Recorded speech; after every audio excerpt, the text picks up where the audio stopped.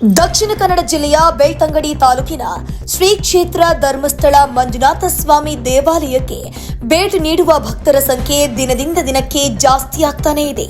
ಅದರಲ್ಲೂ ಪ್ರತಿ ವರ್ಷ ಮಹಾಶಿವರಾತ್ರಿ ಆಚರಿಸಲು ಧರ್ಮಸ್ಥಳಕ್ಕೆ ಪಾದಯಾತ್ರೆ ಮೂಲಕ ಲಕ್ಷಾಂತರ ಭಕ್ತರು ರಾಜ್ಯದ ವಿವಿಧ ಮೂಲೆಗಳಿಂದ ಆಗಮಿಸುತ್ತಾರೆ. ಇದು ಪ್ರತಿ ವರ್ಷವೂ ನಡೆದುಕೊಂಡು ಬರುತ್ತಿರುವ ಪರಂಪರೆಯಾಗಿದೆ. ಈ ವರ್ಷವೂ ಶ್ರೀ ಕ್ಷೇತ್ರ ಧರ್ಮಸ್ಥಳಕ್ಕೆ ಆಗಮಿಸುವ ಪಾದಯಾತ್ರಿಗಳಿಗೆ ಕೆಲವು ಮಾರ್ಗಸೂಚಿಗಳನ್ನು ನೀಡಲಾಗಿದೆ.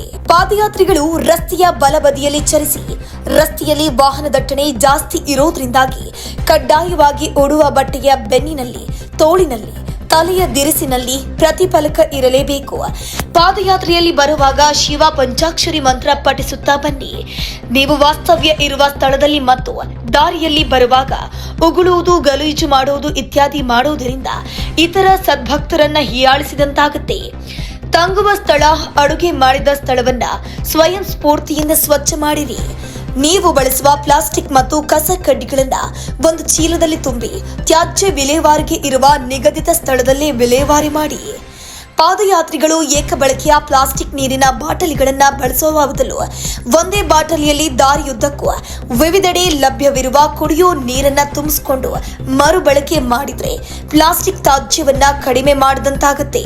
ರಾಜಾಜಿನಗರ ಕ್ಷೇತ್ರದ ಬಿಜೆಪಿ ಶಾಸಕ ಎಸ್ ಸುರೇಶ್ ಕುಮಾರ್ ಈ ಬಗ್ಗೆ ಪೋಸ್ಟ್ ಅನ್ನು ಮಾಡಿದ್ದು, ಪ್ರತಿ ವರ್ಷ ಶಿವರಾತ್ರಿಯನ್ನ ಆಚರಿಸಲು ಧರ್ಮಸ್ಥಳಕ್ಕೆ ಪಾದಯಾತ್ರೆಯನ್ನ ಲಕ್ಷಾಂತರ ಜನರು ರಾಜ್ಯದ ವಿವಿಧ ಮೂಲೆಗಳಿಂದ ಕೈಗೊಳ್ತಾರೆ. ಇದು ಅನೇಕ ವರ್ಷಗಳಿಂದ ನಡೆದು ಬಂದಿರುವ ಪರಂಪರೆ. ಸಂದರ್ಭದಲ್ಲಿ ಪಾದಯಾತ್ರೆ ಭಕ್ತ ಮಹಾಶಯರಿಗೆ ಕೆಲವು ಸೂಚನೆಗಳನ್ನ ನೀಡಲಾಗಿದೆ ಅಂತ ತಿಳಿಸಿದ್ರು. ಮತ್ತಷ್ಟು ಸುದ್ದಿಗಳಿಗಾಗಿ ನೋಡ್ತಾ ಇರಿ ಪಬ್ಲಿಕ್ ನ್ಯೂಸ್ 24x7. ಇದು ಸತ್ಯದ ಧ್ವನಿ.